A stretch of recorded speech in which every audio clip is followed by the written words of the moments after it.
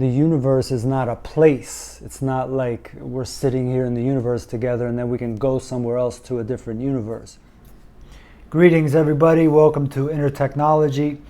Today we're going to be talking about the universe and coronavirus. Of course, everybody's talking about COVID-19 ad nauseum, but the universe is a term that we're hearing a lot people throw around, and I don't think that most of us have an idea of what the universe really refers to or what it is. So we want to clarify what that term actually means, and we're going to connect it with the spreading of coronavirus and COVID-19.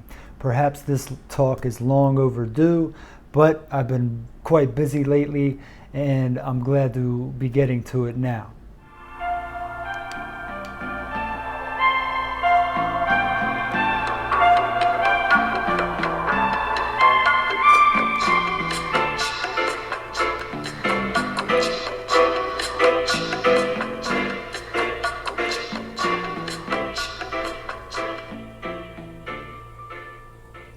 First off, because we are on the same planet living together doesn't mean that we are in the same universe. The basis of our interaction here on Earth is through physical means and through the sharing of time and space, all right, based on the dimension that we live and we operate in, which is the third dimension, based on our perception, our senses, okay, everything that we perceive around us that has to do with our senses.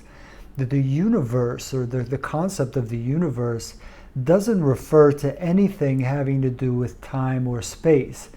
In fact, it has to do with the realm beyond time and space, which is the realm of frequency. Okay?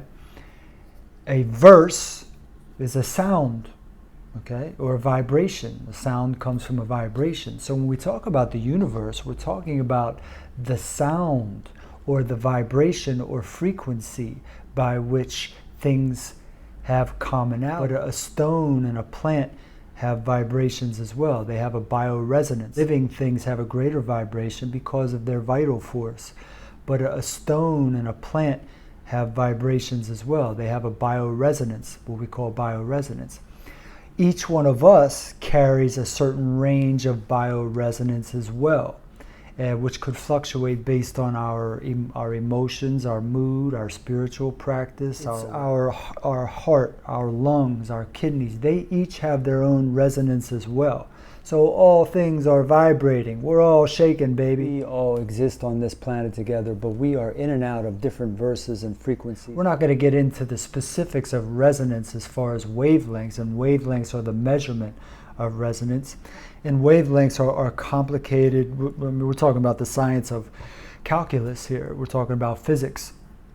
And so when we talk about wavelengths or somebody's frequency being high or low, that's a complicated matter, okay? You have crests and troughs and different parts of the wave, different speeds of the wave. I'm not getting into all of that, but knowing that that is the study and that's what really defines the universe is the frequencies that somebody operates.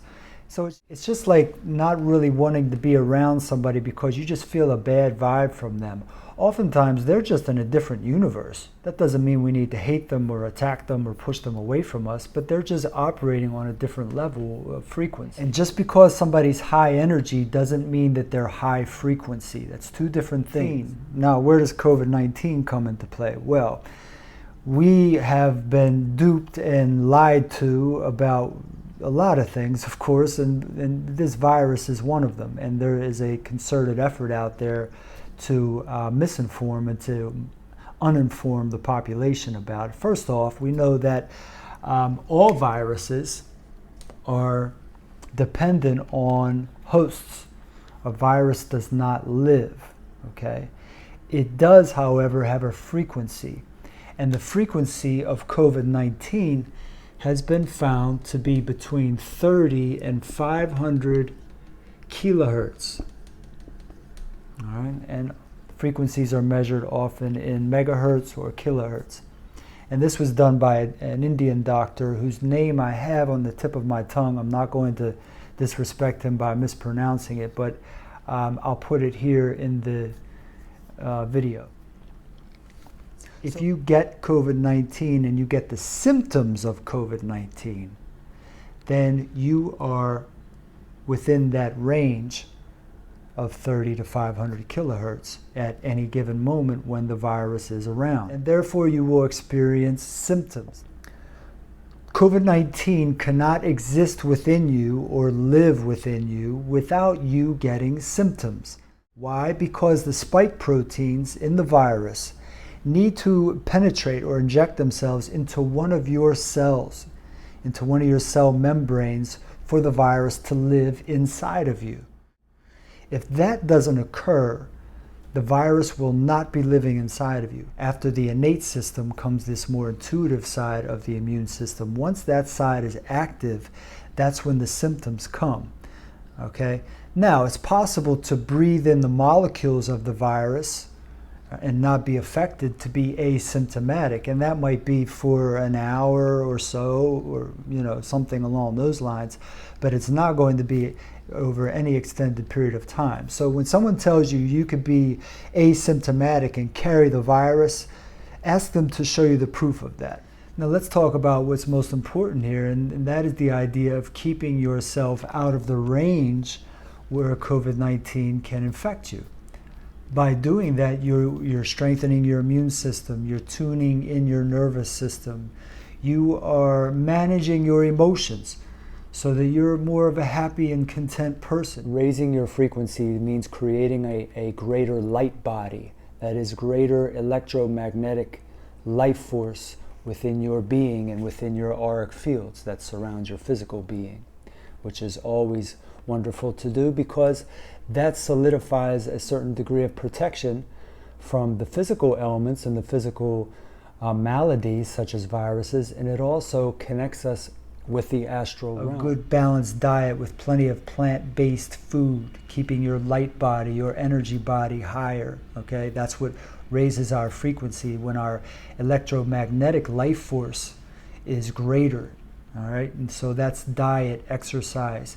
Not letting worry or stress or fear rule our lives, to rule our decisions is very important. Emotions play a crucial role in getting sick in general. Emotions and illness are bedfellows. Spiritual practice, okay, meditation, yoga, essential. Doing kriya and pranayama to make the breath and the respiratory system stronger and the lungs stronger, getting the lungs to resonate at a greater level than what they currently are. Doing pranayama to create a greater resonance in the lungs, in the respiratory system is crucial. So I can pass on some of my techniques if you'd like.